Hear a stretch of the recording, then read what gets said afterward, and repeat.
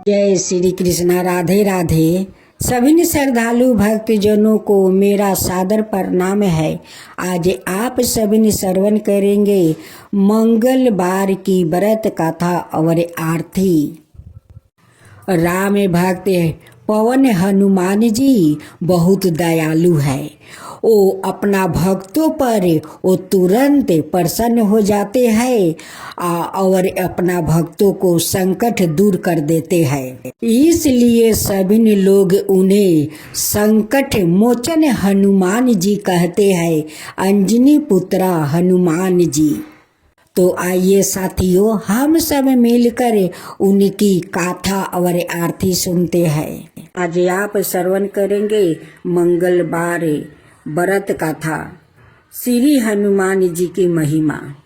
भक्तों, सप्ताह का मंगलवार भगवान श्री हनुमान जी को समर्पित है। यह दिन शक्ति, भक्ति और संकट से मुक्ति का दिन माना जाता है। जो भी भक्त सच्चे मन से मंगलवार का व्रत रखकर हनुमान जी का पूजा करता है, उसके जीवन के सभी कष्ट, रोग, शत्रुओं, बाधाओं और दरिद्रता दूर हो जाती है। आज हम सुनाते हैं एक पावन और शिक्षाप्रद कथा। बहुत समय पहले की बात है। एक छोटे से गांव में रामदास नाम का एक गरीब ब्राह्मण रहता था। वो अत्यंत ईमानदार और भगवान का भक्त था, लेकिन उसकी गरीबी स्थिति बहुत कमजोर थी। उसकी पत्नी सीता भी पतिव्रता और धर्मपरायण थी। दोनों पति पत्नी रोज सुबह है स्नान करके भगवान का स्मरण करते थे और दिन भर मेहनत करते, परंतु घर में कभी सुख, शांति और समृद्धि नहीं आती थी। एक दिन गांव में एक साधु महात्मा आया। पूरे गांव के लोग उनके दर्शन करने पहुंच गया।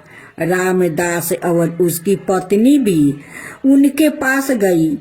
उन्होंने विनम्रता से पूछा, महाराज, हम भगवान की भक्ति करते हैं, फिर भी हमारे जीवन में कष्ट क्यों है?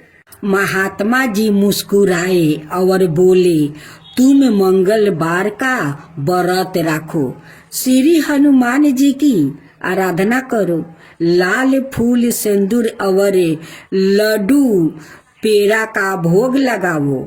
21 मंगलवार तक श्रद्धा से व्रत करोगे तो तुम्हारी सभी बाधाएं दूर हो जाएगी।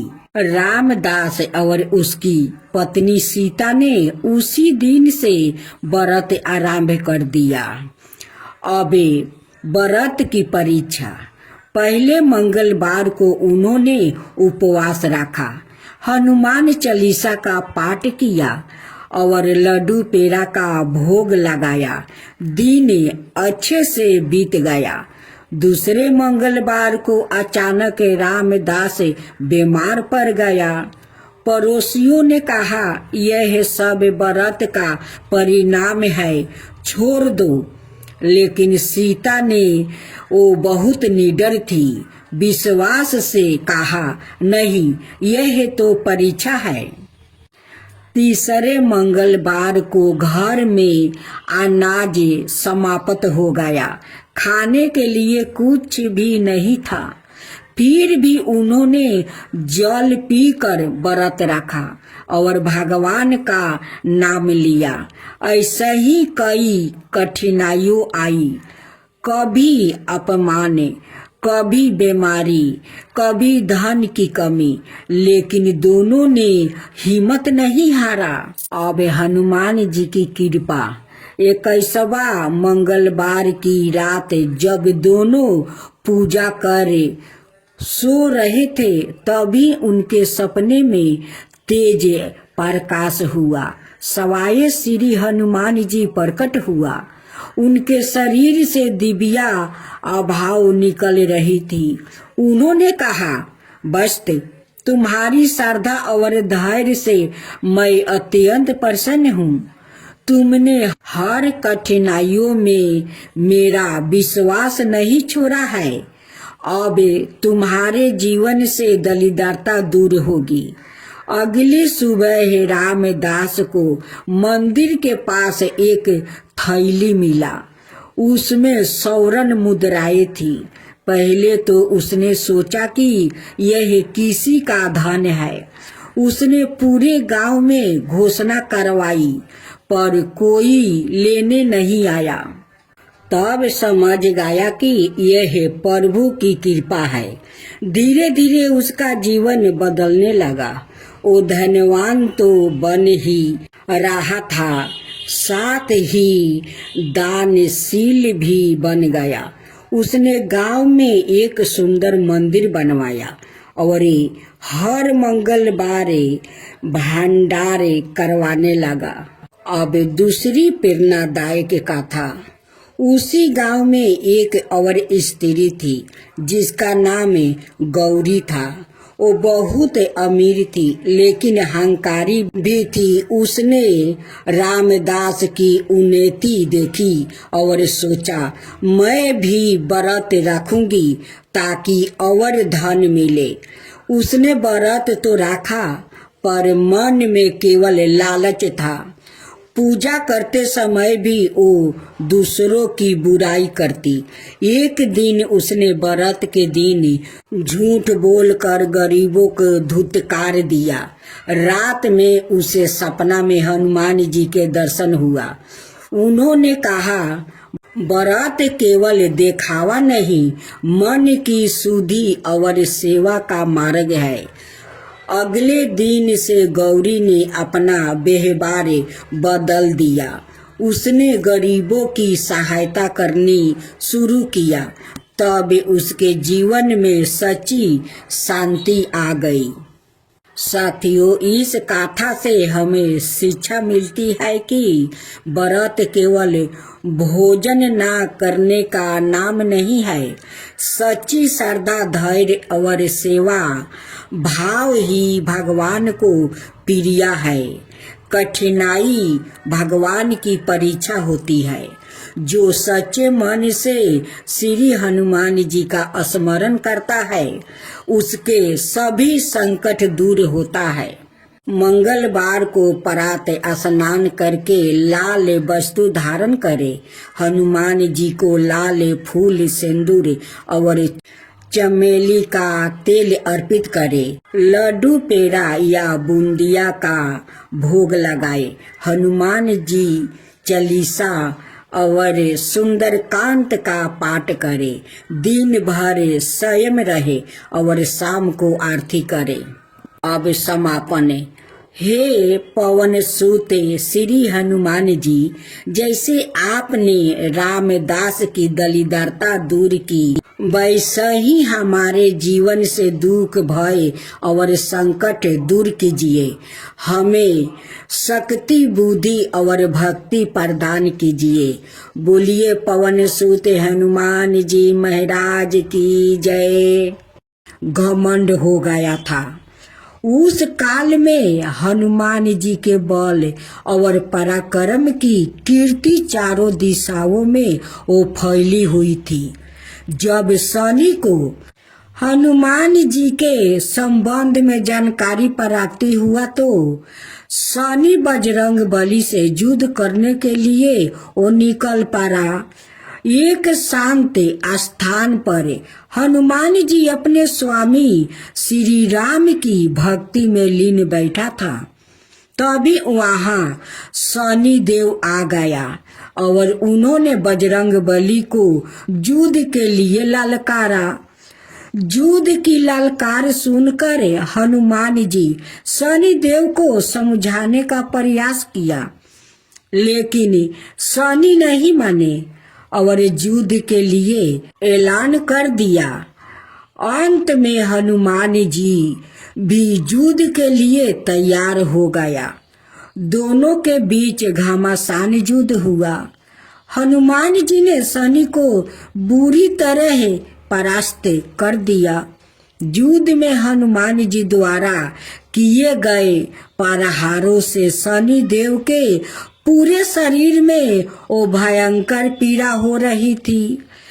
इस पीड़ा को दूर करने के लिए हनुमान जी ने शनि को तेल दिया था।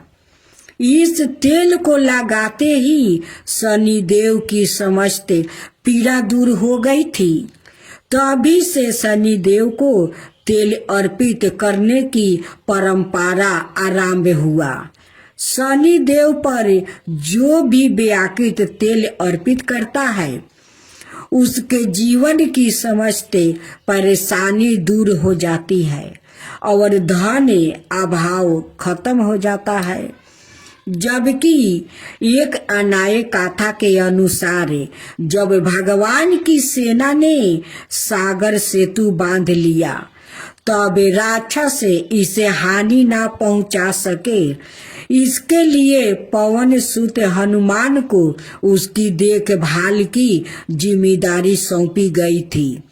जब हनुमान जी शाम के समय अपने इष्ट देव राम के ध्यान में मगन था, तभी सूर्या पुत्र शनि ने अपना काला करूपा चेहरा बनाकर क्रोध पूर्ण कहा, हे बानर, मैं देवताओं में शक्तिशाली शनि हूँ, तू सुना है?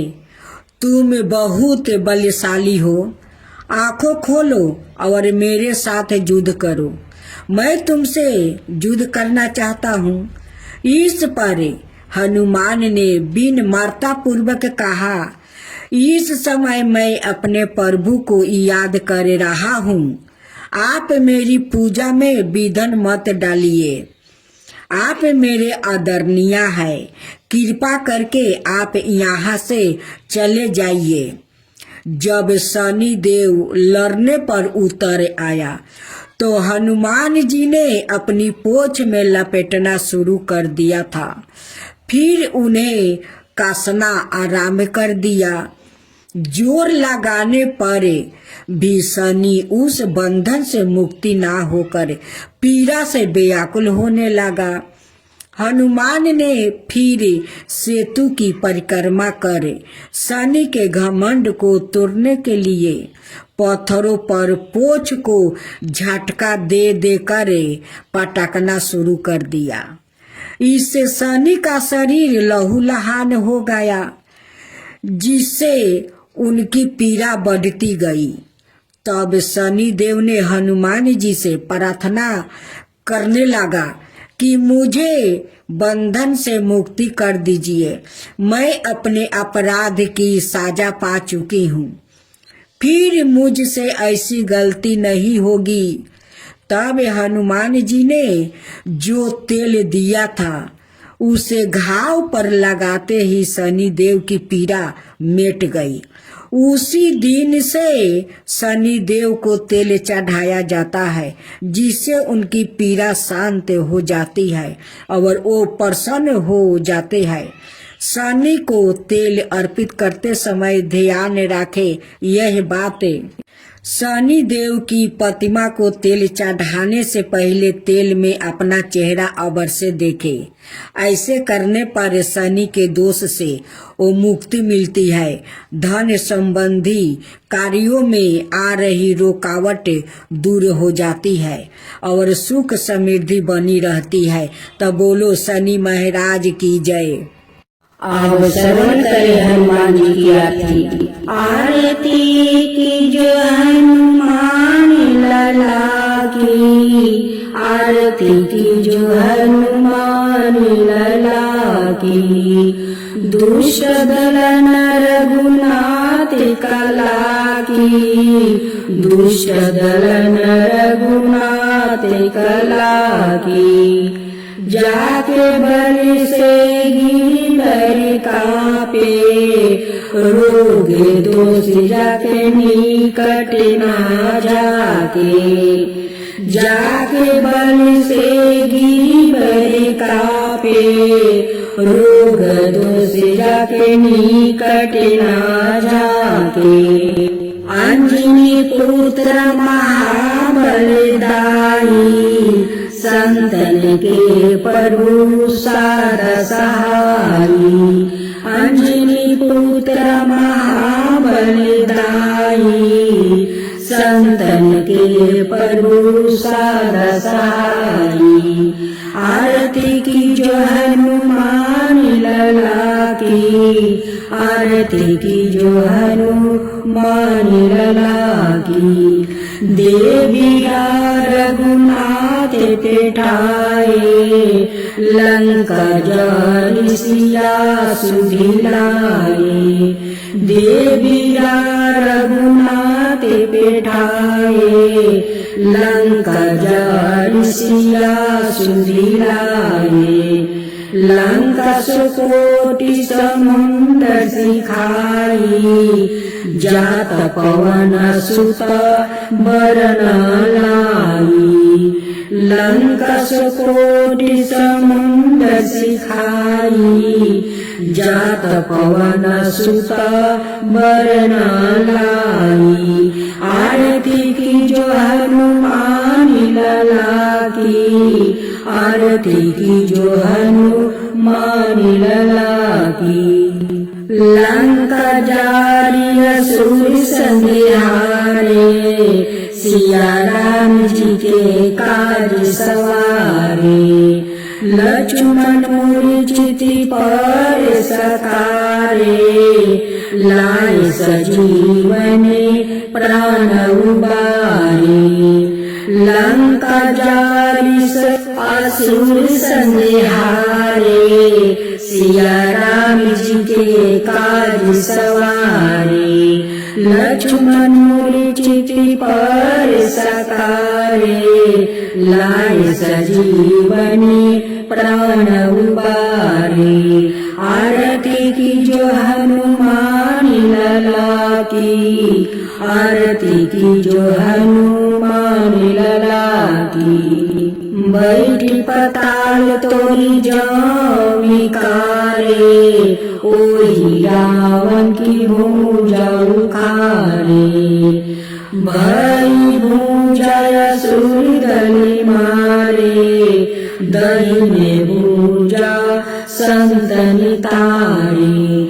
आरती की जो हनुमान लला की, आरती की जो हनुमान लला की। सुर नर मुनि जन आरती उतारे, जय जय जय हनुमान उचारे। सुर नर मुनि जन आरती उतारे, जय जय जय हनुमान उचारे। कंचन थाल कपूरी लो छाई, आरती करत अंजना माई। कंचन थाल कपूरी लो छाई, आरती करत अंजना माई। आरती की जो हनुमान लला की, आरती की जो हनुमान लला की। जो हनुमान जी की आरती गावे, बसहि वैकुंठ परम पद पावे। जो हनुमान जी की आरती गावे, बसहि वैकुंठ परम पद पावे। लंका विनाशी की ओर रघुराई, लंका विध्वंस की ओर रघुराई। तुलसीदास स्वामी कीर्ति गाई। आरती की जो हनुमान लला की, दुष्टदलन रघुनाथ कला की। आरती की जो हनुमान लला की, दुष्टदलन रघुनाथ कला की।